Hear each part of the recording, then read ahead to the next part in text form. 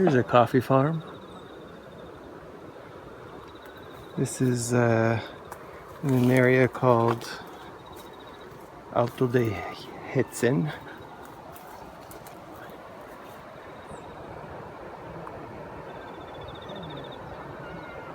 And this is a farmer called Abdilauro Vizcano. And he's been picking for a while here. But coffee, obviously there's coffee in a lot of different stages of ripening.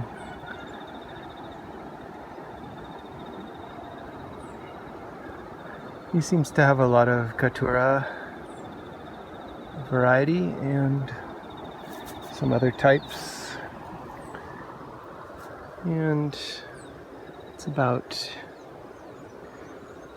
1,840 meters here, but he's still got some signs of CLR, coffee leaf rust.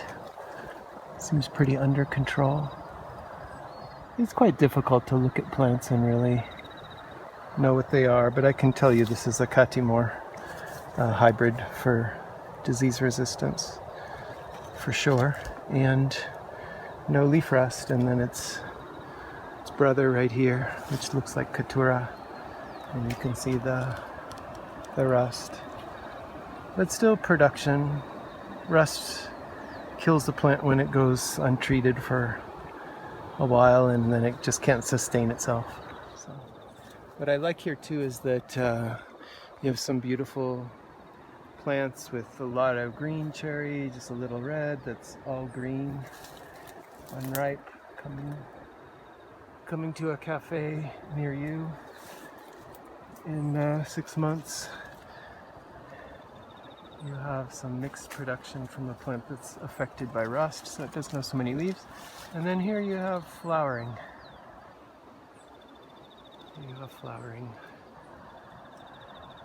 And that's the thing you see increasingly in many places, including Colombia. Of course, it's different every season, but there's a general trend towards coffee being very confused about what season it is as things sort of warm up on the planet and rainfall patterns, traditional ones, and dry periods are more confused. Yeah, it's recording now. Good practice. Get there underneath. It's easier to move. I like the glue. Needs more ventilation. It looks like somebody has used their underwear to protect the plastic from the wood. Underwear, pieces of tires. I love the reuse of stuff here. But this is like typical drawing in a small Parabola dryer. This one's very small. I like that. That's Gerardo, the head of the co-op. He's the head of the co-op, and he's taking a video of me while I'm taking a video of him. The drawing here is great. The parchment looks great, and the pulper's all dirty and messy, and well, these are all the skins that they use for compost and stuff. But you know, you come and tell people, oh, be clean, do this, do that, blah blah blah, and you know, sometimes the coffee's great, and you go to places where everything looks all pristine, or they fixed it up right before your visit, and the coffee's not so great. So Jerry's pretty good. He's separating Castillo from Caturra.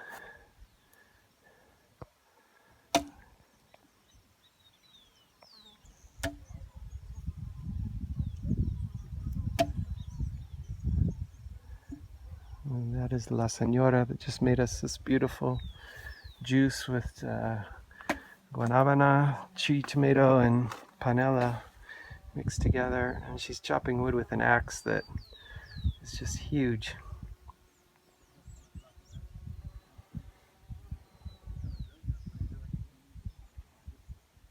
And this wet mousse parchment looks really good. This is like seconds, but what I'm saying is, like, you walk into these people's lives and judge, oh, this isn't clean, this should be different, and you're trying to help, but it's like, man, you have to take a look around and see. Mora, gracias. A gift. God, look at how people are living. I mean, it's a beautiful place, but it's a rural life, and all of these things represent work. So when you come and recommend this or that, there's an implication on what that effect's going to be on people. Oh, separate your catura and castillo. Process like this, keep your pulper cleaner. And I'm not saying don't recommend that, because that's what gets better prices, but have respect, and I think a lot of buyers do. In that way, that hard. That's what I'm afraid of. ¿Qué dice Raúl? ¿Le caerá muy fuerte por la carretera o no? This is a great example of drying under a parabola dryer, drying under cover. You have all the trays out here, and beautiful parchment. And it started raining, as it could do many times a day here, but you don't have to run out and get your coffee in and cover it, and everything's safe and sound, and in a way it can just keep drying. So anywhere that has unstable weather could benefit from this. Plus, if you think that like a coffee's processing is like a factory and you need electricity to run your pulper, you essentially are powered by the sun and you're drying. So having it outside and not being able to dry is like losing your source of power. So this is insurance, your insurance policy right here, and being prepared for rain.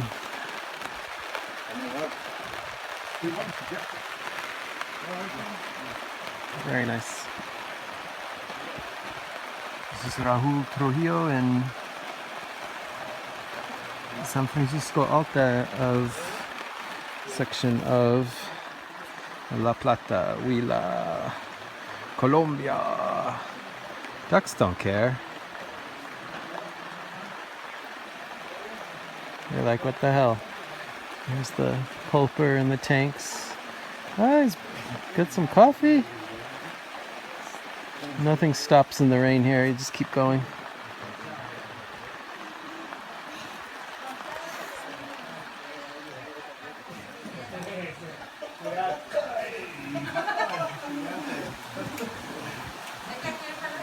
Hi. Hello. Hi.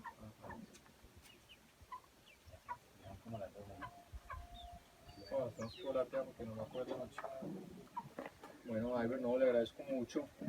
Muchas gracias por todo. Muchas gracias por el compromiso con el proyecto. Verdad que sabemos que aquí la plaza siempre es muy difícil con los productos. This is Jaiver Gulandrina. It's a nice farm. He's got a lot of yellow varieties, and some is Catura, some is, it looks like Variedad Colombia. But he's had some nice coffees, and I'm hoping more of it qualifies. But he was just telling us about, he's sorry he doesn't have more hospitality because his house is so small. I just thought it was so endearing, because it's such great hospitality, and he's so kind. They made fresh juice from us and picked some oranges and showing us the farm, and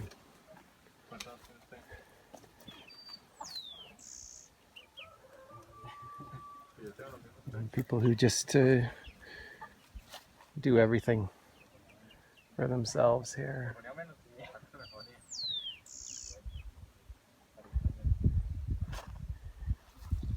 And this is where he's drying his coffee. But we came down here with his father, who was having us wait while he made coffee for us up at his house, which is up the hill a little bit. I just can't imagine just somebody sort of popping in on you and just taking this kind of time to immediately want to give them whatever you have, and it's just extremely kind, extremely gracious, and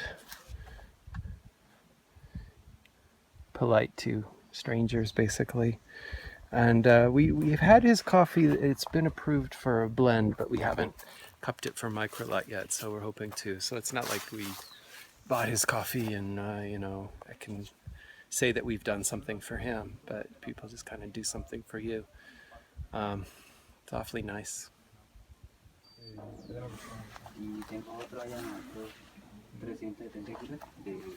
That dog knows how to enjoy himself.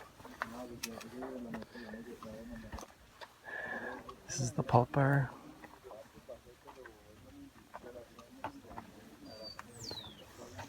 The beautiful oranges. And the cherry is mixed between red and yellow variety. We had some pickers come today, but normally farms in Colombia, they just do a lot of the picking themselves. They're just sized that way so that it's family labor. You don't have to hire people, but he had some people come today. It's his little nursery there. It's got a lot of banana.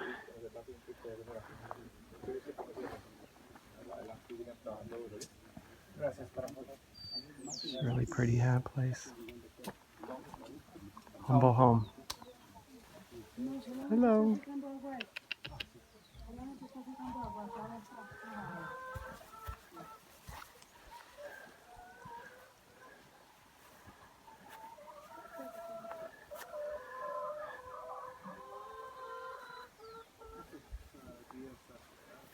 It's all avocado over there. And this is some beautiful parchment coffee. The farm of Doña Maria in Urao. Incredible parchment. Just looking at the whiteness and the uniformity of the color.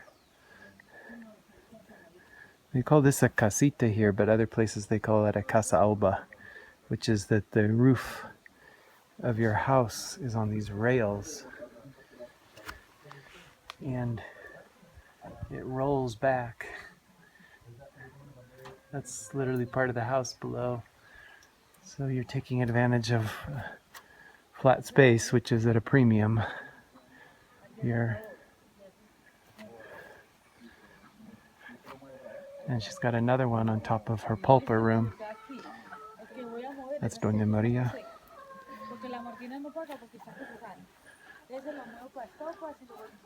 Coming up here, they've got pineapple growing and banana among the coffee. Chickens, ducks, lots of other crops. Oh, some nice eggs in there.